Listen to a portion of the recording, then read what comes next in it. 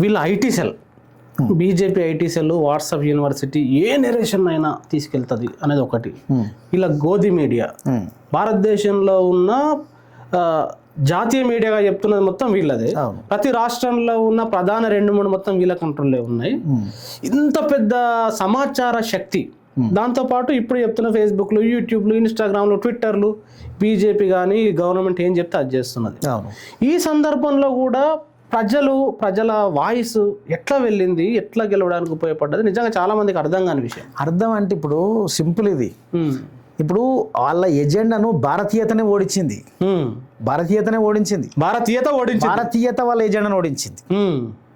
వాళ్ళు ఏమనుకున్నారు అంటే ఒక ఆర్గనైజ్డ్గా కొన్ని ఐటీ కంపెనీలను పెట్టి అందులో వేల మందిని రిక్రూట్మెంట్ చేసి వాళ్ళ ద్వారా ట్రోలింగ్ చేసి అమ్మన బూతులు తిట్టి వాళ్ళ మానసిక స్థైర్యాన్ని దెబ్బతీసి వీళ్ళందరినీ సోషల్ మీడియాలో యాంటీ మోడీ కానీ యాంటీ బీజేపీ నరేషన్ రాకుండా చేయాల్సినటువంటి బండబూతులు ఇవన్నీ చేసే పనులని మనకు తెలుసు అవి.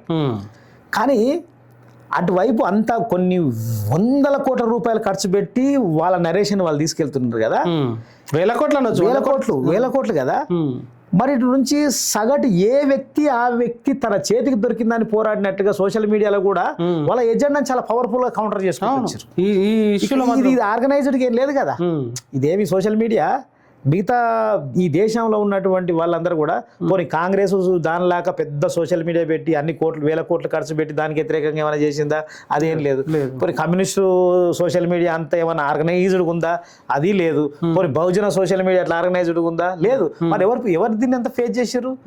ఈ దేశంలో ఉన్న భారతీయత అనేటువంటిది ఏదైతే ఉన్నదో దాని బేస్డ్గానే ఈ దేశ చరిత్రను, ఈ దేశ రాజకీయాలను, ఈ దేశ అవసరాలను, ఈ దేశ సార్వభౌమత్వాన్ని అన్నింటినీ పునికిపుచ్చుకున్నటువంటి ఈ దేశ ప్రజలే తమ భారతీయతకు వ్యతిరేకంగా జరుగుతున్నటువంటి ఎజెండాకి వ్యతిరేకంగా నిలబడ్డారు.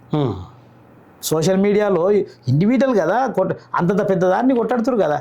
ఇప్పుడు కాక్రోచ్ జనతా పార్టీలో వచ్చినటువంటి సాధారణ యువకులు గోడి మీడియాను పట్టుకొని మీకు మాట్లాడుతారు కదా, ఈ యూత్ చేసినంత ర్యాగింగ్ చేయలేదు కదా, ఈ బీభత్సం కదా. అంటే నువ్వు ప్రజల్ని ఒక సూత్రం ఉంది కదా, కొద్ది మందిని ఎక్కువ కాలం మోసం చేయొచ్చు, ఎక్కువ మందిని కొద్ది కాలం మోసం చేయొచ్చు, కానీ అందరినీ అన్ని కాలాల్లో మోసం చేయడం అనేది కుదరని పని. అది కనుక ప్రతి వ్యవస్థకి ఒక సత్యం అనేది ఉంటుంది, ఒక ధర్మం అనేది ఉంటుంది.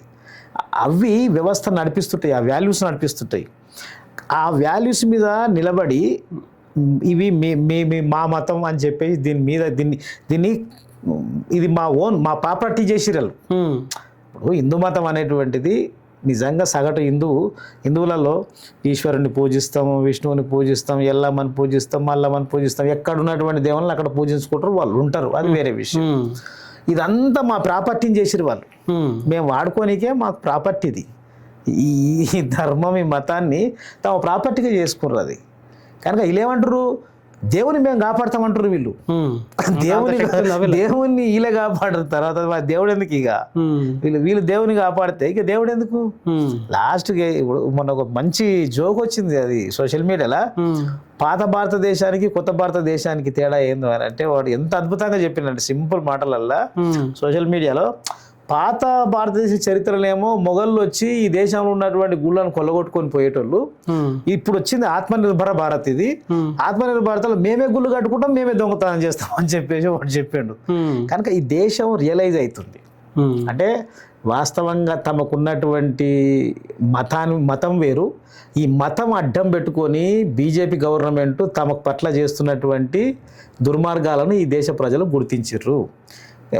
కేసీఆర్ కూడా అన్నాడుగా, అంటే మీరు వస్తేనే మేము బొట్లు పెట్టుకుంటాం, మీరు వస్తేనే మేము గుళ్ళు గోక్కుంటాం, మీరు వచ్చినాకనే మేము చేస్తున్నామా, ఇవంతా ఎప్పటి నుంచో ఉన్నది అని చెప్పి కేసీఆర్ అద్భుతంగా చెప్పిండు కదా.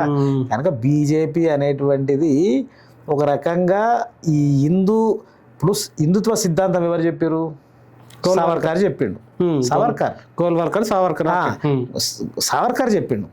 సావర్కర్ 1922లో ఎసెన్షియల్స్ ఆఫ్ హిందుత్వ అనే పుస్తకం రాసిండు, చిన్న బుక్లెట్ రాసిండు. అందులో హిందుత్వ అని అంటే ఏంటి అని అంటే, హిందుత్వ అనేది మతం కాదని చెప్పి సావర్కర్ చెప్పాడు. హిందుత్వ అనేది మతం కాదు, ఇది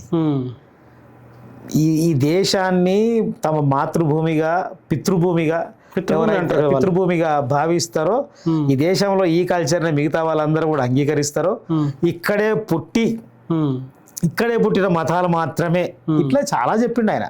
ఆయన సెంటర్గా చెప్పింది ఏంటంటే హిందుత్వ అనేటువంటిది హిందూ మతం కాదు అన్నటువంటి విషయాన్ని సావర్కరే చెప్పిండు.